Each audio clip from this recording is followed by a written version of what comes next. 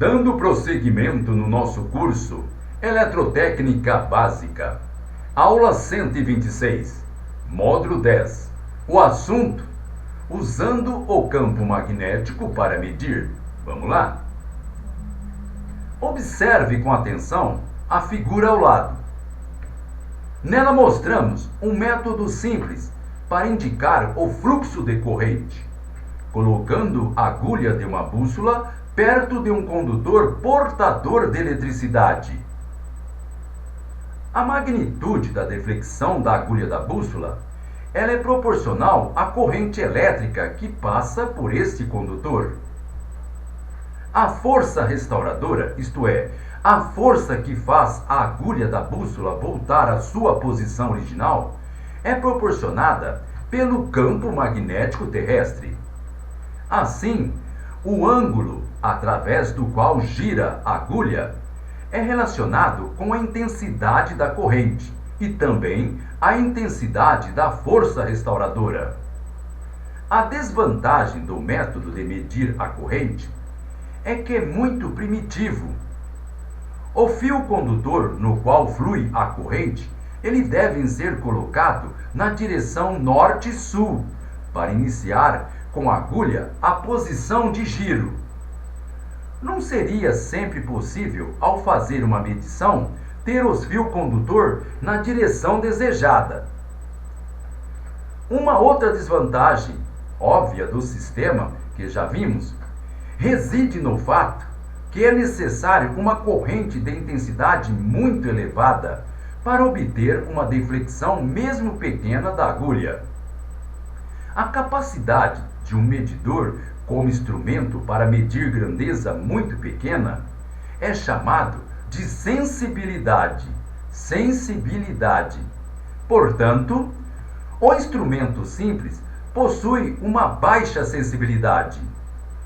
A sensibilidade do instrumento, ela pode ser consideravelmente aumentada, enrolando um fio em forma de bobina para transportar a corrente em volta da bússola, conforme está sendo indicado na figura ao lado. Observe com atenção a figura. Este instrumento é mais sensível e possui muitos outros usos em experiência de laboratório e nas aulas que há de vir. É chamado de galvanômetro tangencial. Presta atenção.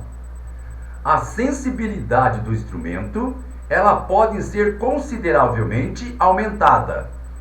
Como podemos fazer isso? Enrolando um fio em forma de bobina para transportar a corrente em volta da bússola, conforme está sendo mostrado na figura ao lado. Observe com atenção a figura. Este instrumento é mais sensível e possui muitos usos em experiências de laboratórios. Ele é chamado de galvanômetro tangencial.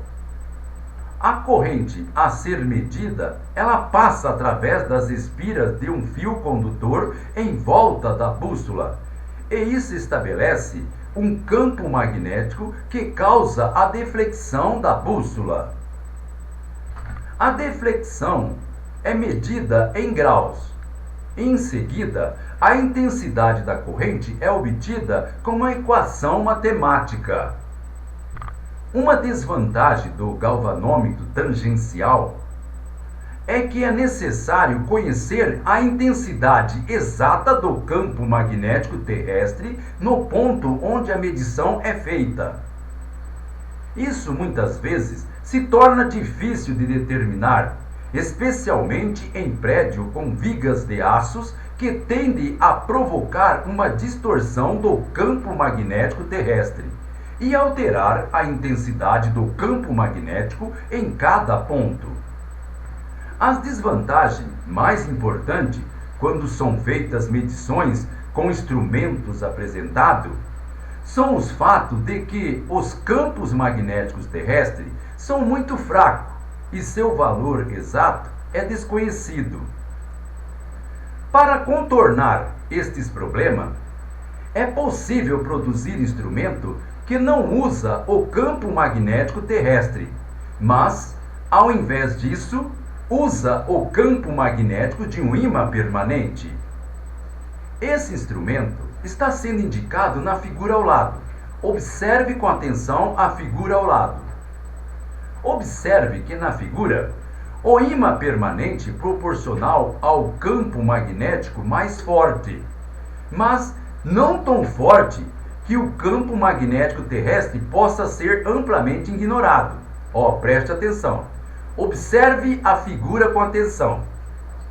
Observe que na figura, o ímã permanente proporcional a um campo magnético muito forte, mas não tão forte que o campo magnético terrestre possa ser amplamente ignorado. A bobina no campo magnético, ela leva a corrente a ser medida, e essa corrente estabelece um campo magnético na bobina, e este campo magnético reage com o campo magnético do ímã permanente, fazendo a agulha girar escala acima. A rotação da agulha, ela é proporcional à intensidade da corrente, isto é, à quantidade da corrente que está fluindo. Este método de medição são usado extensivamente para medir corrente elétrica. Observe esta outra figura. Observe com atenção. Nela mostramos a construção básica de um medidor móvel com bobina móvel em um ímã permanente. Observe. Muitas vezes é incorretamente chamado de movimento D'Arsonval. D'Arsonval. Nas figuras mostradas, mostramos também os principais componentes usados na construção de um medidor com bobina móveis de ímã permanente. Nesta outra figura,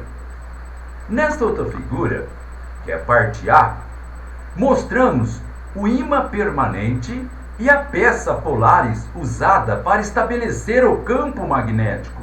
Observe com atenção. As peças polares servem para tornar as linhas de fluxo do campo magnético paralela, conforme atravessa a bobina não indicada. Isso serve para melhorar a exatidão do medidor. Peças polares. Agora, nesta outra figura, observe com atenção esta outra figura, que é a parte B. Nela mostramos a construção da bobina e das molas, usada para proporcionar a força restauradora para fazer o ponteiro voltar ao zero. Observe com atenção a figura ao lado. Os contrapesos são usados para suavizar as ações do ponteiro. Nessa outra figura, que é a parte C, preste atenção. Nela mostramos o pivô, chamado rubi, pivô, sobre o qual é apoiada a bobina móvel. Existe, na realidade, dois pivôs, usado um em cada extremidade do eixo da bobina móvel. Nessa outra figura, preste atenção nessa outra figura. Observe que nela mostramos uma vista explodida dos componentes usados para produzir um medidor com bobina móvel. Observe. Ao invés de montar a bobina sobre o pivô de rubi, um método mais recente é o uso de uma tira de torção. Tira de torção. Este método está sendo indicado na figura ao lado. Observe com atenção. Uma vantagem do método da tira de torção é que não existe atrito entre as partes móveis, e isso melhora a exatidão da medição. O medidor com bobina móvel e ímã permanente é geralmente feito para medir corrente de baixíssima intensidade. Um valor típico máximo da corrente é 50 microampere, isto é, 50 milionésimo de ampere. Para poder medir corrente de intensidade mais elevada, ou para medir uma tensão, este movimento sensível deve ser colocado em circuito que limita a corrente através dele a um valor máximo de 50 milionésimo de um ampere.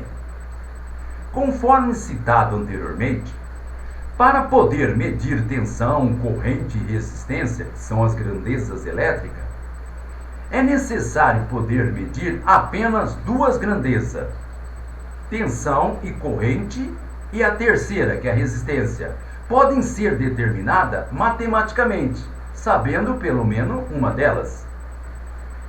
Com o medidor sensível, pode ser produzido um instrumento que irá medir tanto a tensão como a corrente. O medidor mais frequentemente usado para medir corrente é o tipo com bobina móvel e ímã permanente. A corrente que flui através da bobina provoca a torção de uma tira sob tensão, e esta tira torcida irá proporcionar a força restauradora para voltar a agulha para zero. Observação: esse tipo de multímetro não se usa mais. Utilizamos agora o multímetro sem o ímã permanente. Muito bem, pessoal. Gente, com isso, terminamos esta nossa aula. Observe que esta aula foi mais uma didática, pois, como eu já disse, esse tipo de multímetro, de instrumento de medição, ele não se usa mais com esse ímã permanente. Então, pessoal, até a próxima!